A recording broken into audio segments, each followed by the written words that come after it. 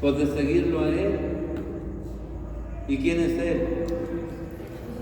¿Quién es Él? Jesús. De eso se trata la cuaresma. El que quiera ser mi discípulo, que me siga.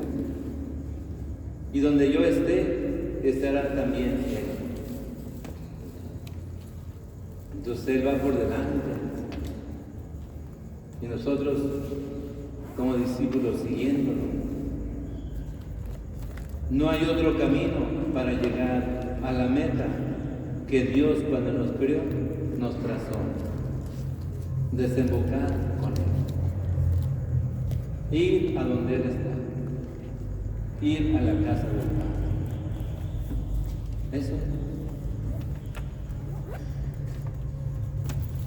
Él se hace hombre para que nosotros participemos de la vida de Dios. Él participa de nuestra humanidad y Él nos participa de su divinidad, para que un día estemos con Dios, nuestro Padre, en el cielo. ¿O qué? ¿Ustedes piensan que cuando se van a morir van a ir al panteón a volverse polvo y ahí perderse? ¿Qué piensan ustedes? ¿Así va a ser? Que con la muerte uno se hace polvo y se desaparece en la nada. ¿Qué va a pasar con este polvo? ¿Cómo? ¿Qué va a pasar con el polvo? Es que no se oye nada. Como cantan más allá los de la Fiorentina que ustedes, por eso. A ver. Entonces, ¿qué va a pasar con el polvo? Va a resucitar.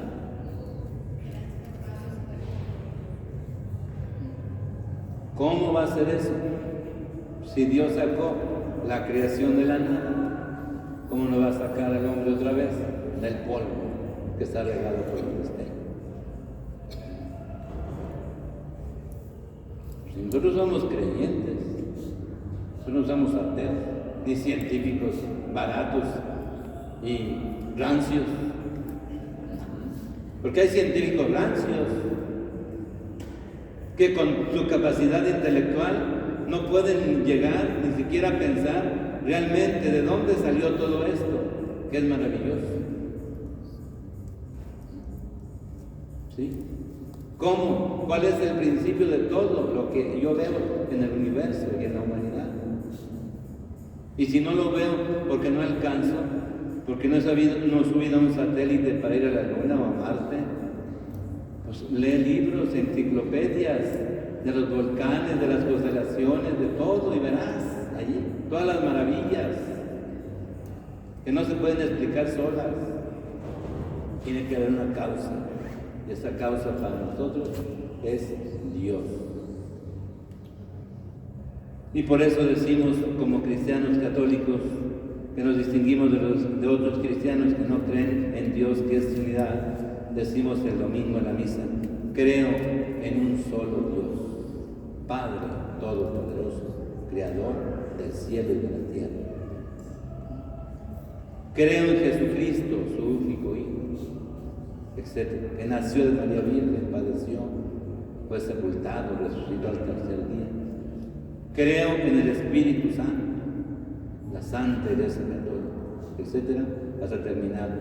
Y creo en la resurrección de los muertos y en la vida eterna. Amén. Ahí está. Ese es nuestro camino hacia la vida eterna. Nos hiciste, Señor, para ti, y nuestro corazón, ¿qué? A ver, díganla. Nos hiciste, Señor, para ti, y nuestro corazón estará inquieto hasta que descanse en ti. Tú nos hiciste, de ti venimos, y solamente seremos felices si un día estamos contigo. Pero Dios, que creó al hombre a su imagen y semejanza, pero lo creó también libre, pues fue ofendido por nosotros mismos y nos apartamos de Él por el pecado. Y Dios expulsó del paraíso a nuestros primeros padres sin antes haberles prometido que iba a mandar un Redentor. Y ese Redentor, ya cuando llega poco a poco el tiempo, va siendo anunciado por los patriarcas, los profetas, y por fin nace en Belén de la Virgen María. Y ese Señor se llama Jesús. Entonces, ¿quién es Jesús? De eso vamos a hablar. Que no se trata de una conferencia grande para convencer a los biblistas y aquí no sé cuántas personas tan letradas hay aquí sentadas. ¿Sí? ¿Quién es Jesús? A lo mejor ni lo conocemos. Y es el que vino a rescatar. Y es el que vamos siguiendo en esta cuaresma, porque vamos a celebrar su pasión, su muerte y su resurrección. Es el sentido de la cuaresma. Entonces, ¿quién es Jesús? Podemos tener varias imágenes de Cristo nuestro Señor, ¿verdad? En carteles, uno de una manera, otro de otra. Una de la manera imitando la cara del Che Guevara, ¿verdad? Como en un tiempo se hizo, allá por los años 60, 70. ¿Sí? Otros pueden poner otro personaje muy famoso en la historia, pero ¿quién es Jesús? Por eso, bienvenidos a este retiro de Cuaresma. ¿Por qué estamos aquí? No quiero pensar que traigamos un motivo diferente, sino en buscar, estar y conocer a Jesús. Ese debe ser nuestro motivo, de estar aquí. Buscar, estar y conocer más a Jesús, para amarlo más, para seguirlo, para sernos sus discípulos y discípulos misioneros. Ustedes pueden tener diferentes puntos de vista sobre Él, que es Dios, que es hombre, que es un líder, que es un pastor, que es el Hijo de Dios, ¿verdad? Pero ¿quién es Jesús de verdad? Ese es el enigma. Un hombre, Jesús, un hombre judío, pero antes pues hubo otro hombre judío llamado Saulo, que era también fariseo.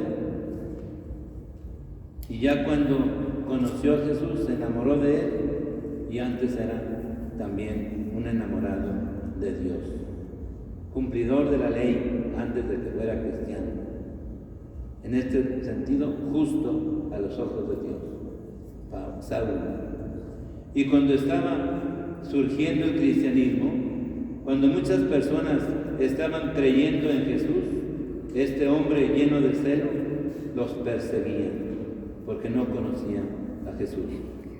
No conocía que Dios se había hecho presente en la persona de Jesús, porque se había hecho hombre para rescatar al hombre del pecado, de la muerte, y reorientarlo otra vez a la salvación. El Señor Jesús, por su misterio pascual, iba a reconciliar a todos los hombres con el Padre. Ese hombre era Saulo, que no conocía a Jesús, y por eso lo perseguía. Pero cuando se le apareció, lo tumbó del caballo, vio una gran luz que hasta ciego lo dejó. Y ya tirado en el suelo, tuvo que ser ayudado para llevarlo a Damasco. Allí interviene la providencia de Dios, llena de amor misericordioso para con aquel hombre, que después lo convirtió en su apóstol de los gentiles, o sea, especialmente de los pueblos paganos, rescatados por Dios para la salvación. ¿Nosotros somos judíos o somos paganos? ¿O éramos paganos? Éramos paganos. Y Dios nos llamó también a nosotros. Y a Saulo lo hizo su predicador. Cuando Jesús le dice a Ananías, el que estaba allí, el profeta que estaba en Damasco, ¿qué le dice? Ve a tal casa, allí está un hombre llamado Saulo, está ciego, está en oración, ve, bautízalo, porque no está bautizado, es el judío, cree en Dios, como tú sabes, ve, bautízalo. ¿Y qué le dices, Ananías? ¿Qué le dice? Cuando ese se niega a ir a buscarlo para que lo bautice y lo sane de su ceguera, tú le infundes en su corazón el anhelo de buscarlo. Y Jesús oyes en tu interior que le dice a Saulo, ¿a ti qué te interesa? Tú velo a buscar, ve a buscarlo. Yo ya lo he elegido para que anuncie mi nombre a todas las naciones y reyes. Yo le haré ver todo lo que ha de sufrir por mí. ¿Sí? A Saulo. Yo le haré ver todo lo que ha de sufrir por mí. Podríamos decir lo que Cristo le dijo a San Pedro y que encontramos en el libro de los Hechos de los Apóstoles, cuando tuvo la visión de aquella sábana que contenía muchos animales, y una voz le dice, levántate y come. Y Pedro le dice, no, Señor, jamás he comido algo impuro. Y Dios le dice, tú no digas eso, no tengas por impuro lo que yo he hecho puro. Entonces, si San Pablo iba a dedicarse a los paganos y se consideraban personas que no estaban llamadas a la salvación por los judíos, Dios les hace ver que sí. Y primero escoge a Saulo, primero escoge a Pedro, después a Saulo. Pedro primero comienza predicando a los paganos, a los romanos, algunos, gente importante que estaba allí. Él, por su predicación y su bautismo, los convirtió. Romanos, algunos romanos. Entonces era pueblo pagano. Nosotros también éramos paganos. Nos llegó la fe, los sacramentos, el bautismo, y nos convertimos en hijos de Dios.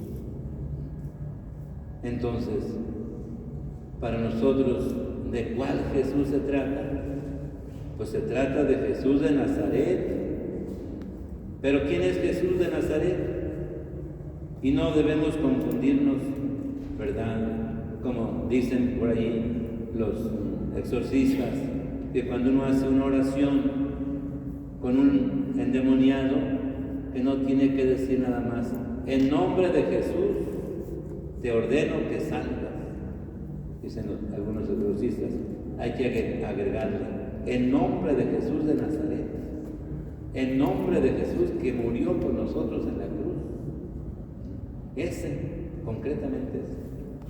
Porque el diablo dice, hay muchos Jesús. ¿Cuál de todos estás invocando? ¿Cuál? Jesús de Nazaret. De esos no hay tantos. Jesús que murió por ti y por mí en la cruz. Ese. No debemos confundirnos. Se trata de Jesús, el Hijo de Dios, hecho hombre, que sin dejar de ser Dios se encarnó y su naturaleza divina asumió la naturaleza humana y de impasible pasó a ser pasible. Y así tomó el instrumento adecuado, un cuerpo humano en su persona divina, que en toda su realidad va a ser capaz de realizar su misterio pascual en favor de la humanidad, de la redención de todos los hombres, de todos nosotros y de cada uno de nosotros. Santa Teresa de Jesús, en su oración a nuestro Señor, que era muy amante de Él, apenas tenía cualquier dificultad, luego corría al sagrario y muchas veces corría ante un crucifijo para hablar con Él. Por eso, cuando ella contempla la pasión de nuestro Señor, dice Santa Teresa, padeció por mí, para sentirse involucrada en su misterio pascual. padeció por mí. Pero dice ella, pero no solamente por mí, sino padeció por nosotros, para que todos nos sintamos redimidos por Él, comprados por Él, a precio de su sangre. Y así como dice ella, pasamos de lo particular a lo universal. Entonces, sufrió por mí, para decir, sufrió por todos nosotros. No solamente por mí, sino por todos nosotros. Y para no quedarnos en lo universal, bajamos a lo particular también. Por cada uno de nosotros padeció. Sufrió muerte y muerte de cruz. Dice la carta a los Filipenses, en el capítulo 2, versos 5 al 7, se hizo obediente hasta la muerte y muerte de cruz. De tal manera que al nombre de Jesús, toda rodilla se doble en el cielo, en la tierra y en los abismos, y reconozcamos todos que Cristo es Señor. Es Señor. Esta palabra Señor no se le daba más que a Dios en el Antiguo Testamento.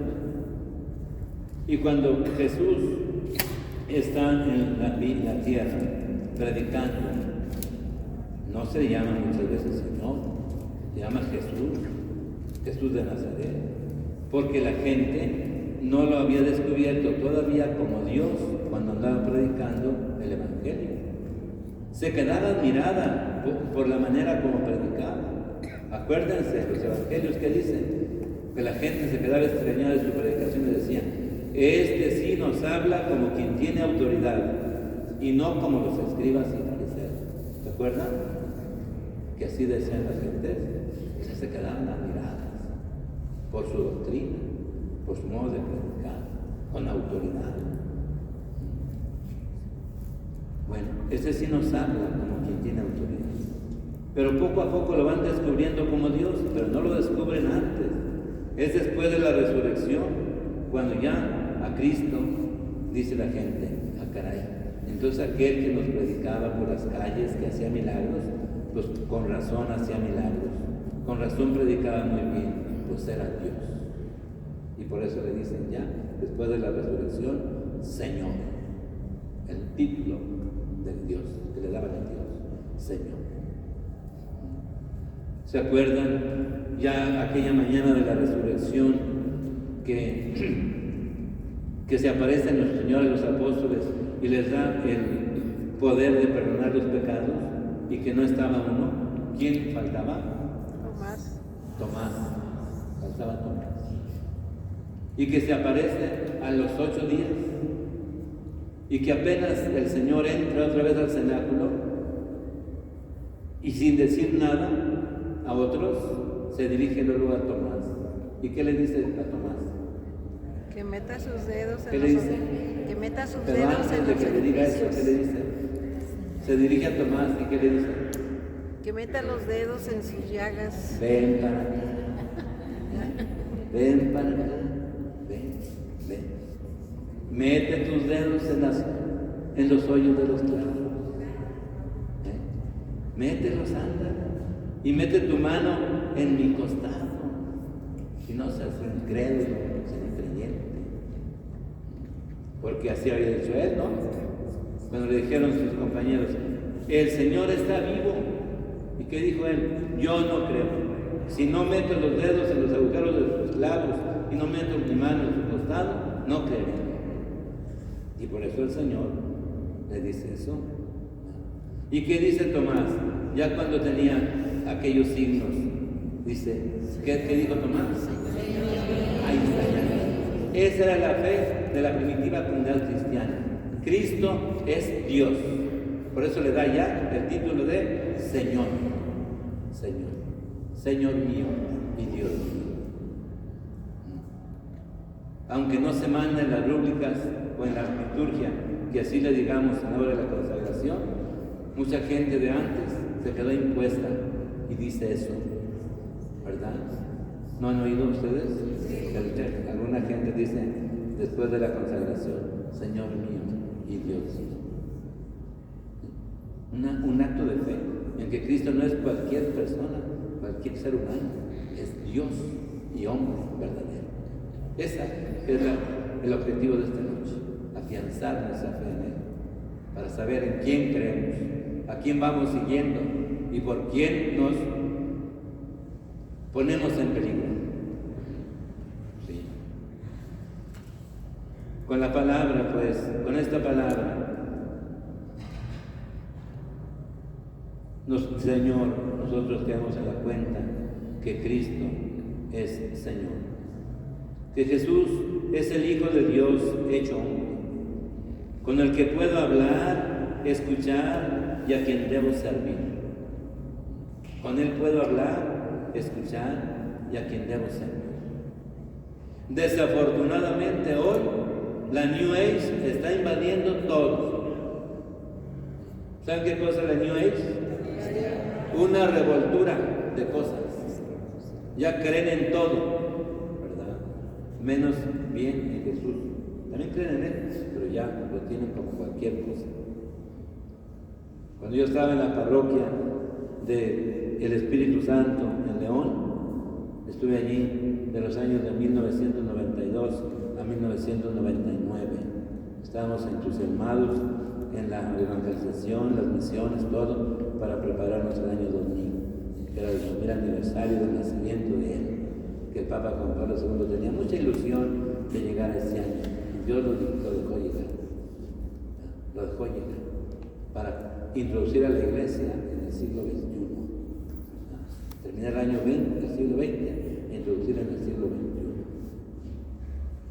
Bueno, allí en ese año, pues nosotros tuvimos que reafirmar la fe también en Cristo el Señor.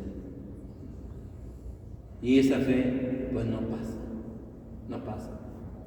Pero recuerdo que estando en esa parroquia, estrenamos un salón grande, porque se empezaron a usar los espacios grandes para las asambleas del plan diocesano de pastoral, que antes no había eso, había puros saloncitos para el catecismo, eso sí, muchos saloncitos para el catecismo, para los grupos apostólicos, ¿no?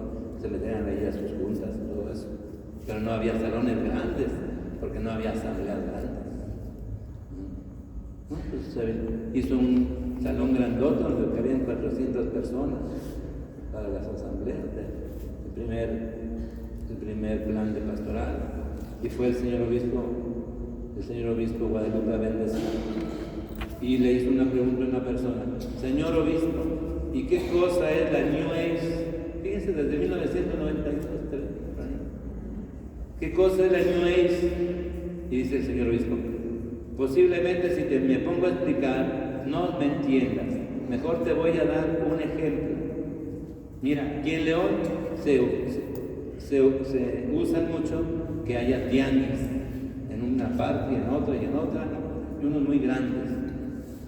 Y en los tianguis pues hay de todo. Entonces la gente va, ve y escoge esto, lo que le gusta, eso es lo que compra. Y eso es la New Age. Agarra de todo y no tiene riesgo. Agarra de todo. Cree en el diablo, quien duda, quien cree en todo, toda una revolución, pero menos en el Dios verdadero, el único Dios verdadero. Eso ya es desviación. Y esa New Age dice que Dios no existe, que lo que existe es una energía que el hombre tiene que descubrir y experimentar para que lo haga feliz, y que todo aquello que nos lleva al sufrimiento tenemos que descartarlo, porque eso no es para el hombre. El hombre tiene que ser feliz desde esta tierra. Y al último, ir a gozar quién sabe dónde, pero no es claro. Nosotros decimos no. Porque si Cristo nos dice que tengamos que cargar con la cruz de cada día para seguirlo, entonces quiere decir que eso no entra en la New Age. Entonces la New Age es contraria a Cristo, porque Él fue por el camino de la cruz, por el camino del sufrimiento, para llevarnos a la felicidad auténtica. Pero por lo pronto tenemos que seguirlo así con la cruz de cada día. Y digan ustedes, están aquí sentados, estamos aquí sentados, ¿quién no sufre en este mundo? Aunque la New Age no quiera que vayamos a sufrir, ¿quién no sufre? Todos sufrimos porque somos seres humanos limitados. Y aunque hayamos nacido muy bien, con todos nuestros órganos bien, los ojos, los pulmones, los riñones bien, después en el paso de la vida, si no nos cuidamos, o si trabajamos siempre de una manera, o nos gusta mucho el cigarro, o le entramos a la droga, o a la coca misma, pura coca, ¿qué pasa? Los riñones la llevan. Y aunque no queramos, tenemos que sufrir. Entonces la New Age engaña al hombre. Engaña al hombre. Nosotros creemos en Cristo el Señor, que tomó nuestra carne como instrumento para llevarla a la cruz, poder predicarnos, hacer los milagros hablando y tocando con sus manos a los enfermos y curándolos, y después terminar clavado en la cruz para derrotar al demonio, el pecado y la muerte, y llevarnos a la vida de la felicidad plena. Otra cosa es el engaño, no hay otra cosa, solamente este es el camino. Pues decía Cristo Jesús: yo soy el camino, la verdad y la vida. Nadie va al Padre si no es por mí. Y si tomó nuestra carne, fue precisamente para terminar con esta misión que Él quiso llegar hasta la muerte de Cristo, para comprarnos a todos y le pertenecemos. Por eso San Pedro y lo mismo San Pablo acuden a este argumento. Ustedes fueron, dice San Pedro, ustedes fueron comprados no con oro ni con plata, sino con la sangre preciosa de Cristo el Señor. Por aquí hay unas personas que tienen devoción a la preciosa sangre de Cristo. Pues eso fue el instrumento por el que nos redimió, dando su sangre, su vida por nosotros. En la sangre estaba la vida para los judíos. Se quedó sin sangre. Dio hasta lo último. Toda su vida la entregó por nosotros. Dice, fuimos comprados a precio, no de oro ni de plata, sino con la sangre de Cristo, el Señor. Entonces, un cristiano vale mucho. Podríamos decir, no tiene precio, porque la sangre de Jesús es invaluable, porque su divinidad le dio un precio alto que cubriera el pecado de todos los hombres. Fue como Dios que le dio un valor a su muerte y a sus sufrimientos infinito, que cubrió el pecado de todos. ¿Sí? La divinidad de Jesús y los sufrimientos tienen, pues, la divinidad de Jesús dio a los sufrimientos un valor infinito para nuestra redención. Y por su divinidad resucitó de entre los muertos para asegurarnos que estábamos redimidos. Porque si Él estuviera muerto, entonces ¿qué esperanza en Él? Si estaba muerto. Un líder muerto, ¿para qué sirve? A ver, un ejemplo del pasado. ¿Qué le pasó al gigante Goliat? ¿Quién lo mató? David. ¿Y qué hizo el ejército de Goliat cuando vio a su jefe muerto? Salió corriendo. Huyó. Ya siempre huyó. ¿Qué hubiera pasado si nuestro Señor no hubiera resucitado?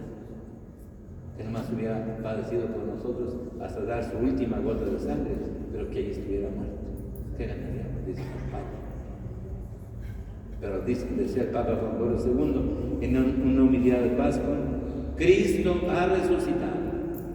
Y Cristo ha resucitado para que nosotros estuviéramos seguros de que estábamos redimidos y que estamos redimidos. Él vive, está vivo. Está vivo. No es que haya existido y está muerto, no. Él está vivo. Por eso Juan Pablo II en una reunión de jóvenes, que usted ya sabe que no reunía miles, reunía ¿qué reunía? Millones de jóvenes, millones de gente. Entonces, en una reunión con jóvenes muy grande, no hubo misa, nada más fue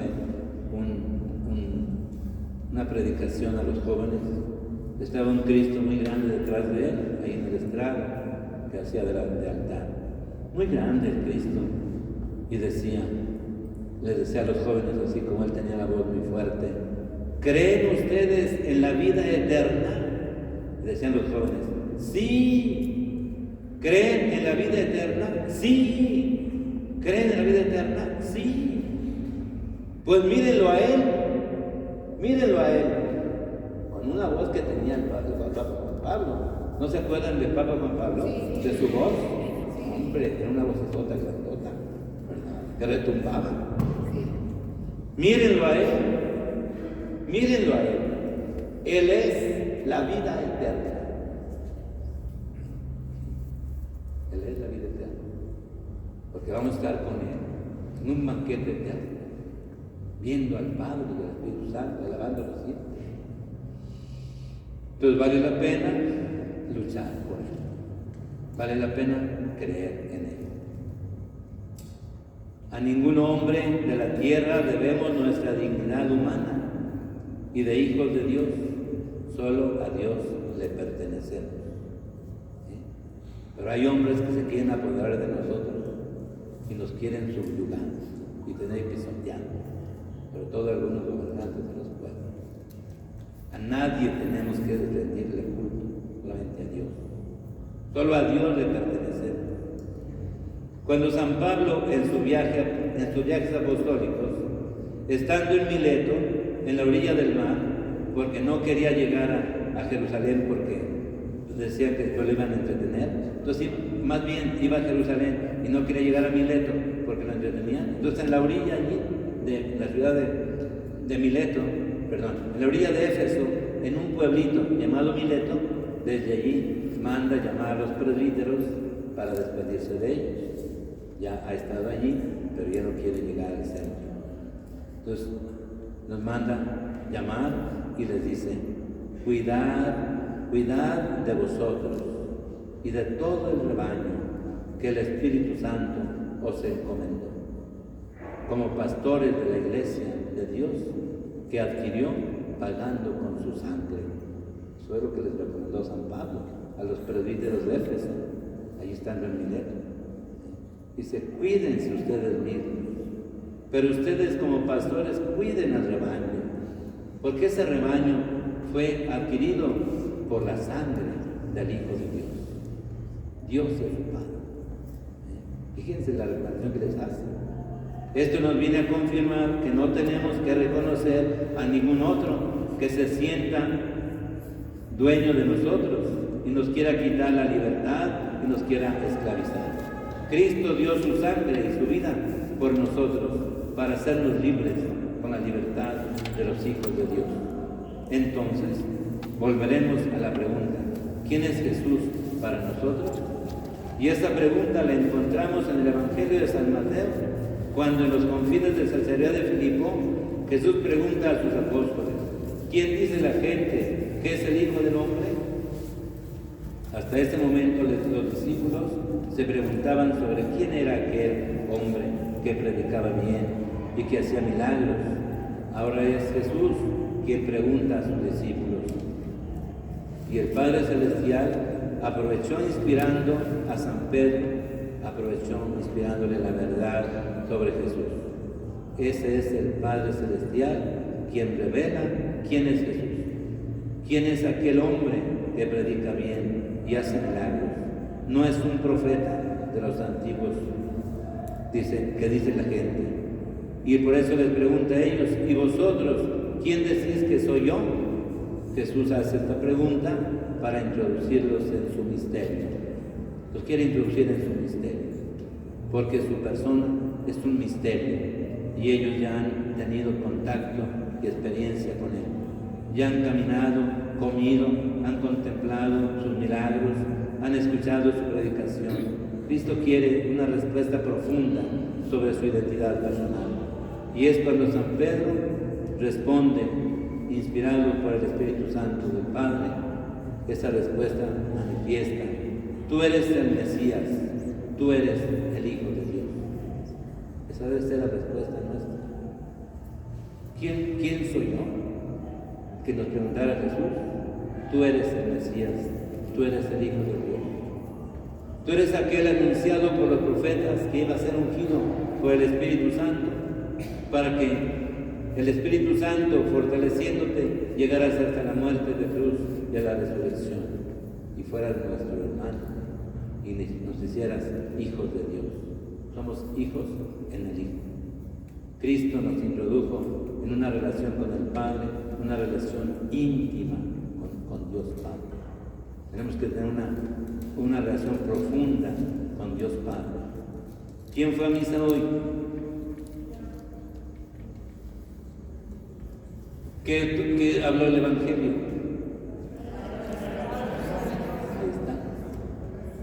Ahí está lo que acabo de decir. Dios es nuestro Padre.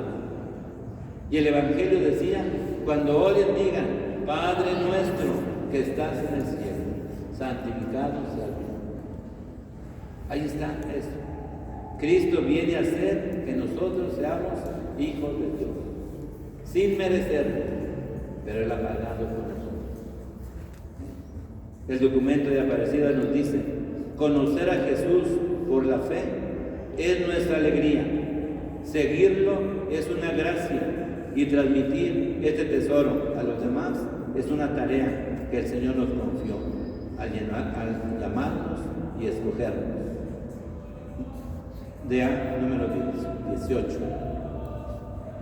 El libro de Aparecida en el número 18. Y luego dice otra palabra acá más clara, es el número 348 en el libro de Aparecida, documento de Aparecida, por eso dice, la gran novedad que la Iglesia anuncia al mundo es que Jesucristo, el Hijo de Dios hecho hombre, la palabra y la vida, vino al mundo a hacernos partícipes de la naturaleza divina, participarnos de su propia vida. Es la vida trinitaria del Padre, del Hijo y del Espíritu Santo, la vida eterna. Su misión es manifestar el inmenso amor del Padre que quiere que seamos hijos suyos. Esta es la voluntad de Dios, que seamos hijos suyos, en Él, hijos en el Hijo. ¿Cuánto le debemos a nuestro Señor? ¿Verdad? ¿Cuánto le debemos a nuestro Señor? Que quiso venir al mundo para tomar la carne como instrumento y poder hacernos a nosotros hijos de Dios, familia de Dios. Siéntanse hijos de Dios porque lo somos. Hijos, hijas de Dios lo somos. No de mentiritas, sino realmente. Es un gran don que Él nos regala. Estos hijos de Dios somos hijos porque Cristo murió por nosotros. Y el Padre Celestial quiso que nosotros, cuando viniera su Hijo a la tierra, creyéramos en Él, para que Él, que siendo la cabeza, nosotros el cuerpo, Él nos lleve al Padre, a todos. Él es la cabeza de la humanidad y la cabeza de la iglesia, y que Él nos lleve al Padre. Entonces, se trata no solamente de creer en Él, sino de seguirlo también. Y no de seguirlo de cualquier modo, sino de seguirlo como discípulos misioneros. Un hijo de Dios tiene que ser también discípulo misionero. Si somos hijos de Dios, creyentes en Cristo, tenemos que creer en Él y ser sus discípulos misioneros. ¿Quién es un discípulo misionero? El que lo anuncia, el que no tiene vergüenza de Él, el que se expone, si es posible, y llamado por Dios, hasta el martirio, como ha habido millones de mártires que han muerto por Él, a causa de Él. Porque Él era su tesoro, Él era su perla preciosa, ¿verdad? Él era su tesoro, su león del campo, Cristo, y no dan a torcer nada por Él, más que Él. ¿Sí? Todos lo renuncian para quedarse con Él. Entonces, todos pongámonos a pensar en los signos que en esta Cuaresma deberíamos de. ¿Cómo me gustaría que un grupo apostólico, cuando llegara la Cuaresma, pusiera los signos, la cruz sola, una cruz sola, hasta vieja, para indicar aquella cruz del Calvario? Y abajo, los azotes porque fue azotado, la corona de espinas, los clavos, allí, solos, dejándonos que nos hablaran. Eso sí, ¿por qué está ahí? Porque esa cruz que está allí sola espera a aquel que va a ser crucificado por mí, por todos. Los signos, la corona de espinas, las correas de los azotes, los clavos, la cruz. ¿Qué sentido nos daría? ¿Qué nos darían a entender un pequeño altar con esas cosas? ¿Bueno? Pues nos llevaría a meditar en el misterio de aquel, ¿verdad?, que se hace hombre, que nos hizo hijos de Dios y quiere que seamos sus discípulos. ¿Y cómo tiene que ser un discípulo? Vamos a ver el Evangelio de San Juan, en el capítulo 15, del verso 12 al 17. Está muy chiquito aquí. Dice: este es mi mandamiento, que os améis unos a otros como yo os amé. Nadie tiene amor más grande que el que da la vida por los amigos. Vosotros sois mis amigos si hacéis lo que yo os mando. Y ya no os llamo siervos, porque el siervo no sabe lo que hace el amo. A vosotros os he llamado amigos, porque os comuniqué cuanto le escuché a mi Padre. No me elegisteis vosotros a mí, yo os elegí, y os destiné a ir y dar fruto, un fruto que permanezca. Así, lo que pidáis al Padre, alegando mi nombre, yo os lo concederé. Esto es lo que os mando, que os améis unos a otros. Ese es un discípulo, el que va amando por la tierra, el que va sirviendo a sus hermanos, el que va entregándose por los demás. Entonces, ¿cuánto tenemos que evitar aquí de chismes, de cuidar la lengua, de todo eso, cuando no estemos mal? Tenemos que amar. Un discípulo es el que ama, el que sirve, como Él nos amó y nos sirvió. Bueno. Conclusión: nosotros ya creemos en Él, esperamos en Él, lo adoramos, lo amamos, pero todavía nos falta más. ¿Seríamos capaces de morir por Él? Ahorita que se nos hace tanta persecución, que nos esperan tiempos difíciles, más de los que estamos viviendo. Él es nuestro tesoro, Él es la perla preciosa, de tal modo que sepamos renunciar a lo demás para quedarnos con Él, para tenerlo a Él. Seremos capaces de anunciarlo, aunque nos persigan. El mandamiento, el amor, la amistad con Jesús y la elección tenemos que tenerla muy en cuenta. Este mandamiento que acabamos de oír en San Juan, la amistad que Él nos ofrece, ya no los llamo siervos, los llamo, ¿qué dijo? Amigos. Pasamos de siervos a amigos, y Él nos ha elegido a todos nosotros. En medio de una millonada de hombres, de seres humanos, Él nos ha llamado a ser cristianos, a ser hijos de Dios. Él nos ha elegido. Como eligió a sus apóstoles, una diferencia grande entre los maestros del Antiguo Testamento y los maestros y Jesús maestro. Los alumnos escogían a sus maestros antes, en el tiempo de Cristo y antes. Y cuando ya viene el Señor como maestro, Él escoge a sus discípulos, empezando con los 12. Él los escoge. Uno le falla, pero Él los escoge.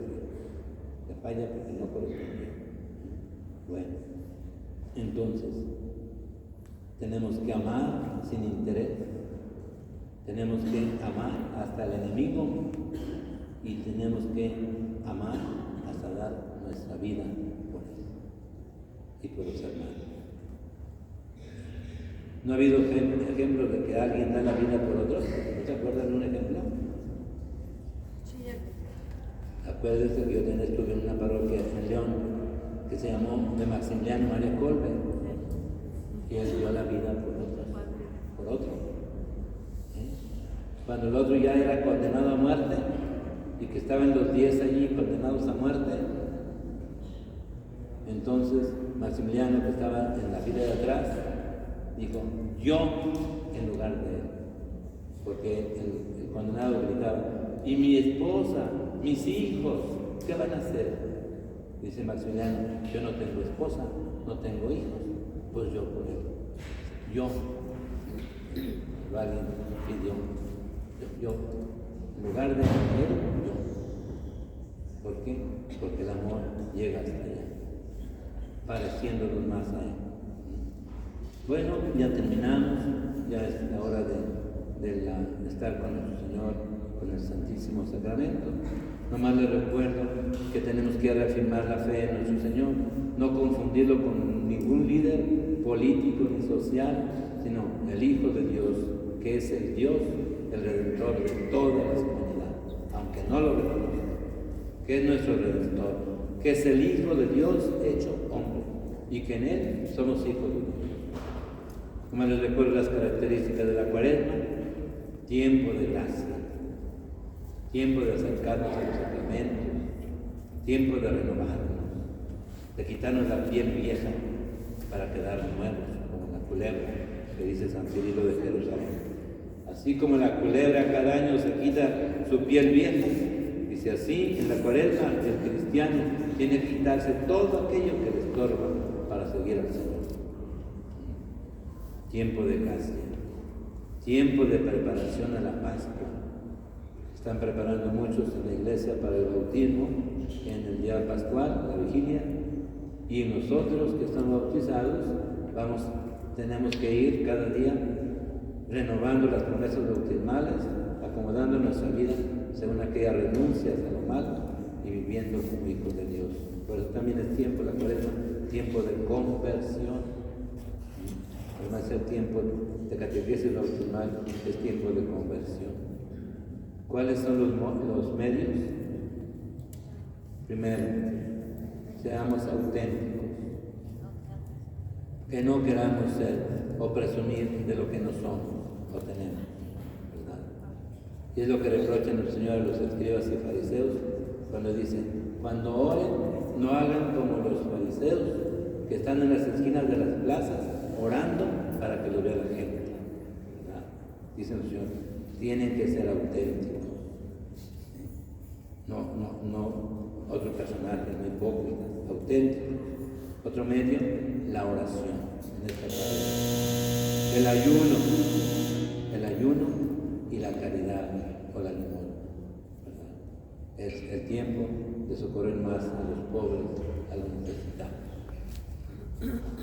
Le damos gracias a nuestro Señor. Acabamos con otra oración para terminar y comenzar la hora santa con nuestro Señor. Y allí reafirmar nuestra fe y decirle, ayúdanos a conservarnos fieles a nuestra fe hasta el último momento de mi vida. En medio de tanto peligro que hay hoy, tanta idea, tanta ideología que nos confunde, que nosotros seamos fieles a nuestra fe, fieles a Él, para un día estar con Él. Como decía Santa Teresa de Jesús, en tiempo de Lutero, de Zwinglio y Calvino, que andaban por los templos quitando imágenes, tirándolas, abriendo los sagrarios, quitando las hostias, pisoteándolas, como de ella, en ese tiempo difícil, ella fundó sus conventos para dejar allí monjitas adorando a nuestro Señor día y noche, para expiar los pecados que se estaban cometiendo contra la Santísima Eucaristía. Y ya cuando muere, lo está muriendo, dice, por fin muero en mi fe católica, apostólica y romana.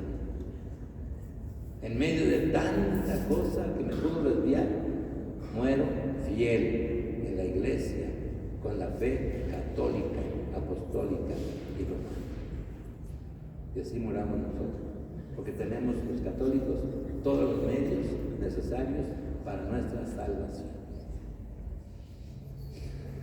Cuando a mí me toca ir con un enfermo, que a veces no puedo ir a la hora que quieren, sino vamos más al ratito, no en la tarde, como ayer decía un muchacho en el hospital. Ay, padre, yo pensaba que ella no iba a venir. Le dije, yo no le prometí a tu mamá que venía en la mañana, tenía mucho trabajo en la notaría. Además me dijo que no estaba de muerte, que le iban a operar a tu mamá, ¿verdad? Entonces aguantaba. Yo le prometí en la tarde y aquí estoy. ¿Y qué se le da a los enfermos? Los confiesa uno, yo le doy la santa unción y la santa comunión. Si Dios quiere llevárselo, dichoso de él. Si no, que se alivie para que siga sirviendo a Dios y a sus hermanos. Pero la Santa Iglesia, decía el Papa Benedicto XVI, tiene todos los medios necesarios para la salvación. Tiene sacramentos, tiene la oración, tiene la palabra de Dios, tiene las ceses, o sea, la penitencia, tiene todo para salvar. En cambio, los hermanos protestantes, pues no tienen ya todo. Tienen la palabra de Dios, sí, pero no tienen la Eucaristía. Y el Señor, cuando anunció la Eucaristía, ¿qué dijo? El que come mi cuerpo y bebe mi sangre, tendrá vida eterna, y yo lo resucitaré en el último. Ya, más una palabrita. Los jóvenes que están aquí, oigan la voz de nuestro Señor que les dice, vengan conmigo a salvar el mundo. Los quieren cerca de él, a los jóvenes que están aquí. Como llamó al joven rico, pero que no correspondió. ¿Qué tengo que hacer para alcanzar la vida eterna? Cumple los mandamientos. Ya los cumplo, Señor. ¿Qué más tengo que hacer? Ven y sigue. Ven de todo, ven y sigue. Tendrás un tesoro en el cielo. Los jóvenes no tengan miedo. Conozcan, sigan. Él les dará la vida eterna, como decía el Papa a los jóvenes. ¿Creen en la vida eterna? Sí. ¿Creen en la vida eterna? Sí. Pues mírenlo a Él. Él es la vida eterna. Ya, vamos a la oración.